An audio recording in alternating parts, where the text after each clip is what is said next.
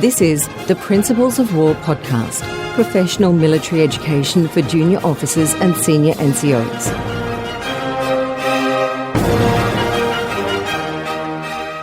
This is the first presentation in the Royal Australian Historical Company's Firepower Lessons from the Great War seminar series, 11th seminar. This seminar covers the Western Front, breaching the Hindenburg Line. And this presentation, Artillery Tactics, Techniques and Procedures, is presented by Mr Adam Rankin from the University of Western Australia. Good afternoon, ladies and gentlemen. Adam Rankin, and I'll be talking to you about how the Australian Imperial Force solved the gunnery problem in the First World War using the Battle of Montbrehain as a case study. On 26 September, the first of four major Allied offensives stretching from Verdun to the North Sea was launched by the French and American forces. On 29 September, the Australian Corps, as part of the British Fourth Army, attacked the Hindenburg Line over the Bellecourt Tunnel.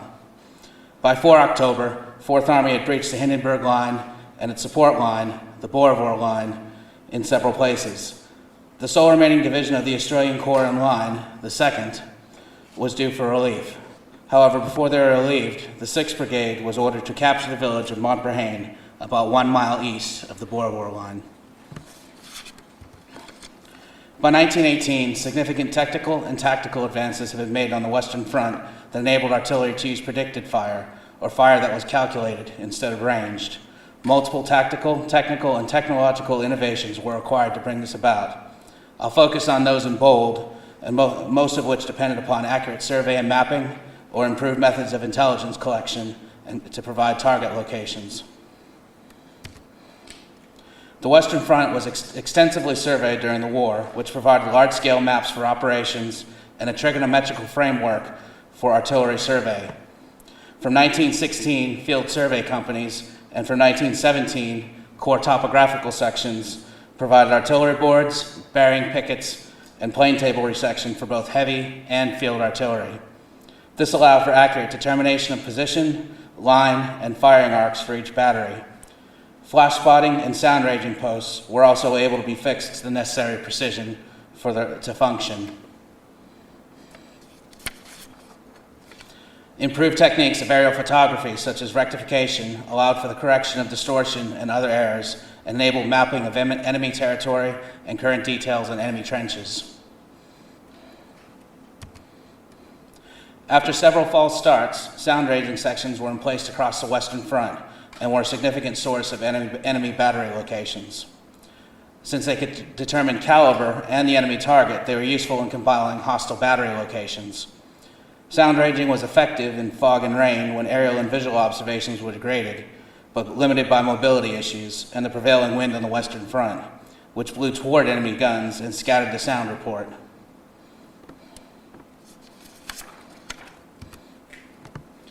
Observation groups developed at the same time as sound ranging. Once groups were equipped with the sound and flash buzzer to synchronize all posts on the same target, their accuracy substantially increased. Observation groups were also used beginning in 1917 for ranging, including high-burst ranging, where the target was precisely known on a map, but not in view. They were more mobile than sound ranging and provided a cross-check of their work. Calibration screens utilize sound ranging principles to calculate muzzle velocity, jump, and droop for guns and howitzers. Army ranges could calibrate a division's worth of artillery per day.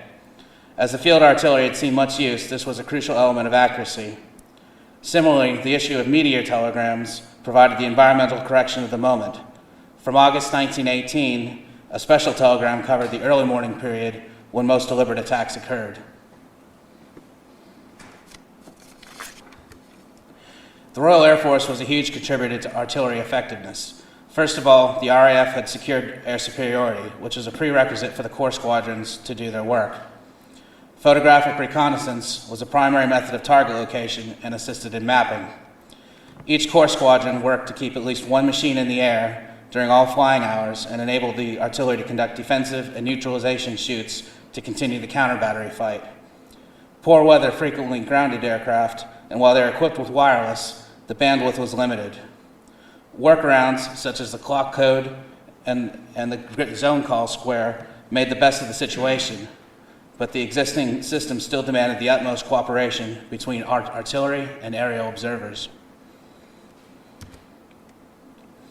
The artillery organization during the Hindenburg Line campaign emphasized flexibility, but was able to concentrate artillery at division, corps, and army level as needed to provide the fire support component of the infantry plan. Divisional and Army field artillery brigades were standardized and allocated as needed. Artillery at corps level was under the general officer commanding Royal Artillery, with the commander heavy artillery subordinate to him. Artillery was subgrouped under CRAs or brigade commanders, and Australian and British artillery were swapped in and out as needed. By 1917, a counter-battery staff office was being formed in every corps to act as a nerve center for artillery intelligence and to control the counter-battery fight. While each individual component of the intelligence system had limitations, the collection and collation of all sources enhanced reliability and enabled the Corps to maintain a comprehensive list of hostile batteries on the front. The CBSO used the list as a targeting scheme with the assistance of aerial observers. When not in active operation, destructive shoots were scheduled. In the final offensives, nearly two-thirds of the heavy artillery was under direction of the CBSO and worked to neutralize any enemy artillery that could threaten attacks.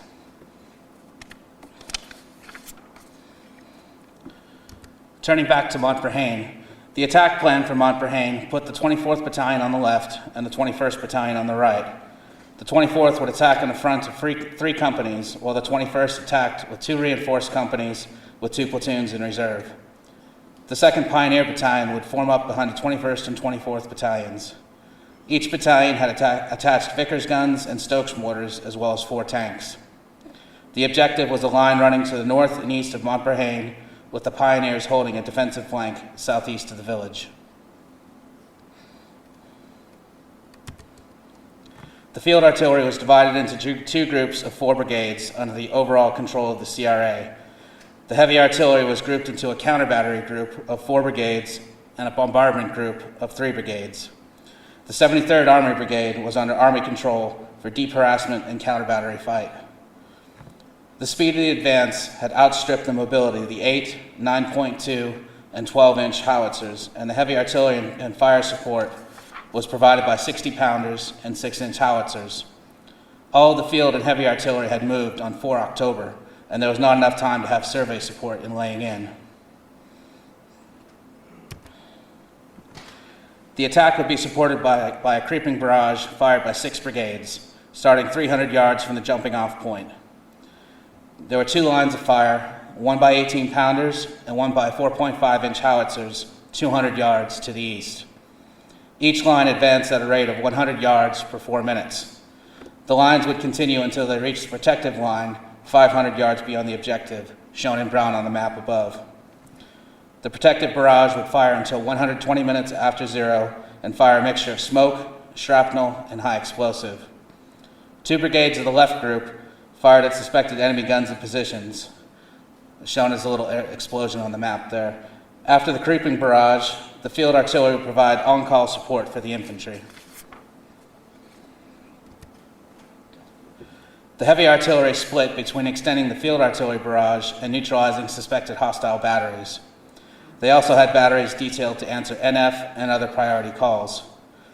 The principal objective was the neutralization of hostile batteries and positions that could threaten the Australian attack, or to prevent them from consolidating newly won positions. At 6:05 a.m. on 5 October, the 21st and 24th Battalions attacked Montbrehain under cover of the creeping barrage. The barrage was reported ragged and short, falling on both the 21st and 24th Battalions as they closed up to the field artillery start line. German resistance was fierce and included a heavy counter barrage which followed the attacking infantry. Both battalions and the Pioneers were on the objectives by 9 o'clock. As the battalions tried to consolidate the positions, they were subjected to fierce yet uncoordinated counterattacks from 3 directions. At one point, the Australians were pushed nearly 400 yards back to the village. By mid-afternoon, however, the front lines had stabilized at the boundaries of Montbrehain, which was short of the objective in the left sector. The Australians suffered over 400 casualties while inflicting hundreds of losses and capturing over 600 prisoners. Several captured Germans stated that the attack was expected and that additional men and artillery had been brought up. The Germans had extensively shelled assembly areas and behind the lines before the attack started as part of counter-preparation fire. The battle was a tough one, with every company commander in both the 21st and 24th Battalions either killed or wounded. The Australians held the line until the morning of the 6th, when they were relieved by units of the 2nd American Corps. Several fire missions were called in by the forward observation officers and the artillery patrols. These focused on breaking up infantry advancing in skirmishing order, trying to counterattack against the Australians. Several protective barrages were fired, and several priority and fleeting targets engaged. The rounds depicted graphically are only a fraction of those fired, with over 25,000 total rounds fired during the day between the 18-pounders and the 4.5-inch howitzers. So drawing it all together, Montbrehain showed the strengths and limitations of artillery gunnery as practiced in 1918.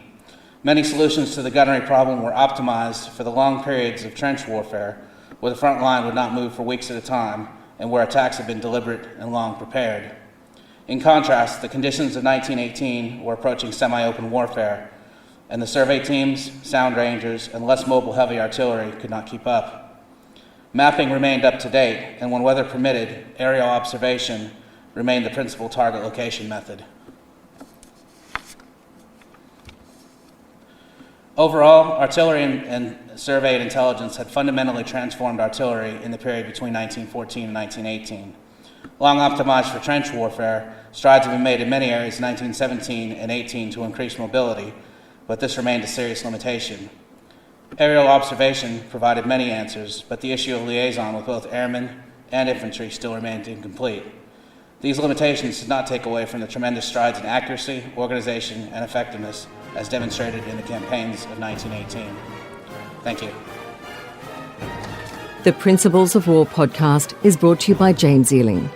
The show notes for the Principles of War podcast are available at www.theprinciplesofwar.com for maps, photos, and other information that didn't make it into the podcast.